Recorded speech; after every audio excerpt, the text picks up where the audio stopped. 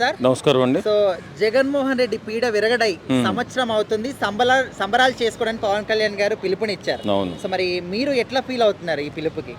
ఆంధ్రప్రదేశ్కి పట్టినటువంటి గ్రహణం ఆ రోజు వీడిపోయింది. నిజంగా ఎన్నో దుర్మార్గాలు, ఎన్నో దుశ్చర్యలు, ఎలాంటి అభివృద్ధి లేకుండా సంక్షేమమే పరమావధిగా భావించి రాష్ట్రాన్ని సర్వనాశనం చేసినటువంటి ఒక రాక్షస పాలన అంతమైన రోజు. అలాంటి సుదినం, ఎందుకంటే అంతమైందంటే మన సుదినమే కదా. ఈరోజు వాళ్ళు ఎన్నో కళలు కంటున్నారు, మేము ఉంటే అవి చేసేసామని చెప్పి వాళ్ళు చెప్తున్నారు, వీళ్ళు చెప్తున్నారు. వాళ్ళ సోషల్ మీడియాలో ఎంతో గొప్పగా ఆ పార్టీ చేసినటువంటి కార్యక్రమాలు కానీ, ఆ పార్టీ అభివృద్ధి చేసిందట. ఎక్కడ చేసిందో నాకైతే కనపడలేదు. చాలా ఘోరంగా దోసేసుకున్నారు. ఎందుకబ్బా, కొత్తగా ఏసీ బిగించుకుంటే ఇంట్లో ఓవర్లోడ్ బిల్లుల్ని 3,500 బిల్లు వేశారు.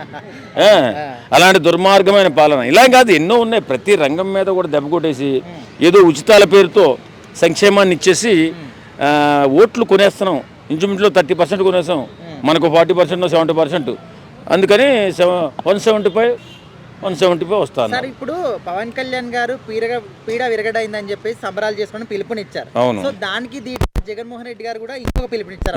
వెన్నుపోటు దినం మనం ఈ రోజు జరుపుకుందాం జూన్ 4th. సో మరి దానికి ఏం చేస్తారు? జూన్ 4 దొంగపోటు దినం, ఆ దొంగల దినం, దొంగలు అంతమైపోయినటువంటి రోజు అది.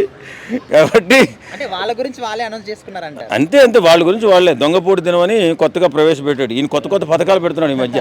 కొత్త పేర్లు 2.0 అని.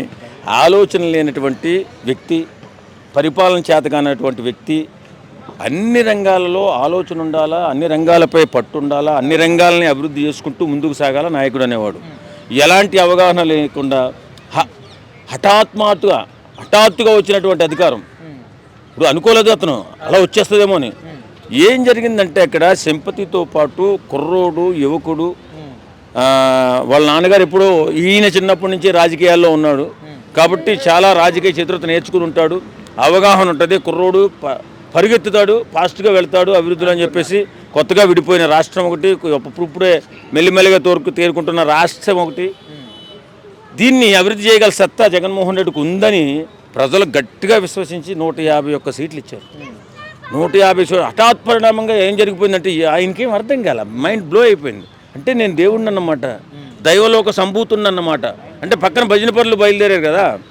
నా అన్నయ్య నువ్వు దేవుడన్నా అంటే నిజమేనేమో అనుకున్నాడు పాపం. నిజమేనేమో అనుకుని పరిపాలన ఎవడి మాట వినకుండా కేవలం అక్కడ రాజసౌధంలో పడుకుని బట్టను నొక్కి కొంచెం సంక్షేమం పేదవాళ్ళకి అందాయి, కాదని ఎవడండో. అతని పరిపాలనలో పేదవాడికి అందాయి, కానీ పేదవాడితో పాటు దొంగలకు కూడా అందాయి. అందుకే ఈవేళ మనం దొంగపోటు దినం అంటున్నాం దాన్ని. కాబట్టి చాలా విపరీతంగా శాండ్లో కానీ అలాగే లిక్కర్లో కానీ విపరీతమైన దోపిడీలు, ఎవరిని లెక్క చేయని తనం, ఎవడి మాట విన్న తనం.